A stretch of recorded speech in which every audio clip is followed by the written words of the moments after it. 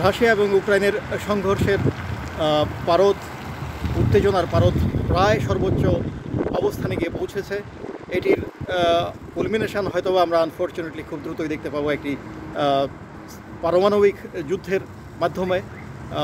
আমরা জানি যে যারা এই সংঘর্ষটি নিয়ে প্রথম থেকেই এটির উপরে আমরা যারা দৃষ্টি রাখছি, তারা দেখছি যে ইউরোপিয়ান ইউনিয়ন এবং ন্যাটো এবং তথা যুক্তরাষ্ট্রের কিছু রং হেডেড নেতৃবৃন্দের কারণে এই স্থানীয় একটি সংঘর্ষ সেটি সারা পৃথিবীতে ছড়িয়ে পড়েছে এবং পৃথিবীর প্রায় প্রত্যেকটি মানুষই কোনো না কোনোভাবে এটির দ্বারা প্রভাবিত হচ্ছে। আমরা শেষ পর্যায়ে দেখতে পাচ্ছি যে বাইডেন প্রশাসন আর কেবলমাত্র 2 মাস তাদের যে সময় রয়েছে, সেখানে এসে প্রেসিডেন্ট জো বাইডেন রাশিয়ার অভ্যন্তরে গভীরে ইউক্রেনের থেকে রাশিয়ার অভ্যন্তরে তাদের মিসাইল দিয়ে অ্যাটাক করার অনুমতি দিয়েছেন এবং সঙ্গে সঙ্গেই যুক্তরাজ্যও সেই অনুমতি দিয়েছে এবং তারা ইতিমধ্যে এই অ্যাটাকগুলো করছে। এবং বারে বারে রাশিয়া থেকে বলা হচ্ছে যে ইউক্রেনের কাছে সেই রকম কোনো যন্ত্রপাতি বা টেকনোলজি আধুনিক নেই যেটি দিয়ে তারা নিজেরা এই আঘাতগুলো করতে পারে, এবং তার মানে হচ্ছে গিয়ে নেটোর সৈন্য সামন্ত তারাও স্পেশালিস্টরা তারাও এটির সাথে জড়িত, এবং এটির মানে হচ্ছে গিয়ে যে নেটো সরাসরি এই যুদ্ধতে অংশগ্রহণ করছে। এবং সেই জন্য রাশিয়ার প্রেসিডেন্ট বারে বারেই হুঁশিয়ারি দিচ্ছেন যে যদি এরকমই হয় তাহলে বলা যেতে পারে যে নেটো রাশিয়ার সাথে যুদ্ধে জড়িয়ে পড়েছে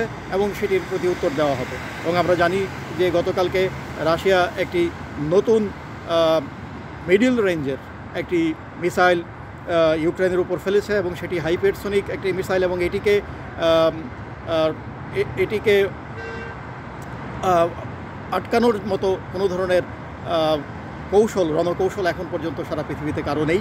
এবং তার মানে হচ্ছে গিয়ে যে এটি যে কোনো সময় যে কোনো জায়গায় মিডল রেঞ্জের যেই রেঞ্জটা রয়েছে সেটির সেই জায়গাতে আঘাত হানতে পারে।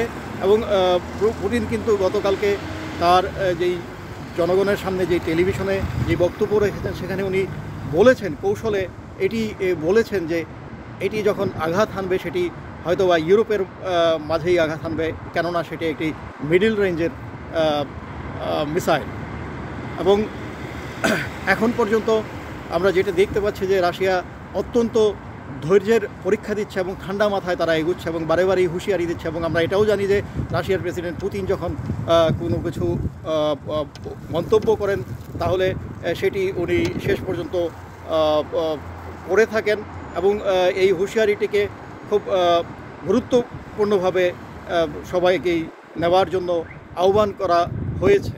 এবং আমরা আশা করব যে আজকে যেরকম চীনের পররাষ্ট্র মন্ত্রণালয় থেকে বলা হয়েছে যে যত পক্ষই রয়েছে এই সংঘর্ষের সাথে জড়িত সবাইকে আলোচনা টেবিলে ঠান্ডা মাথায় বসে আলোচনা করে এই সমস্যার সমাধান করার জন্য আহ্বান জানিয়েছেন। এবং আমরা সকলেই এটিই আশা করব যে এটির একটি শান্তিপূর্ণ একটি সমাধান হবে, যদিও আনফর্চুনেটলি আমরা এটির কোনো সমাধান দেখতে পাচ্ছি না এখন পর্যন্ত। মস্কো থেকে RTVর জন্য স্পেশালি সৌরভ এলাহি।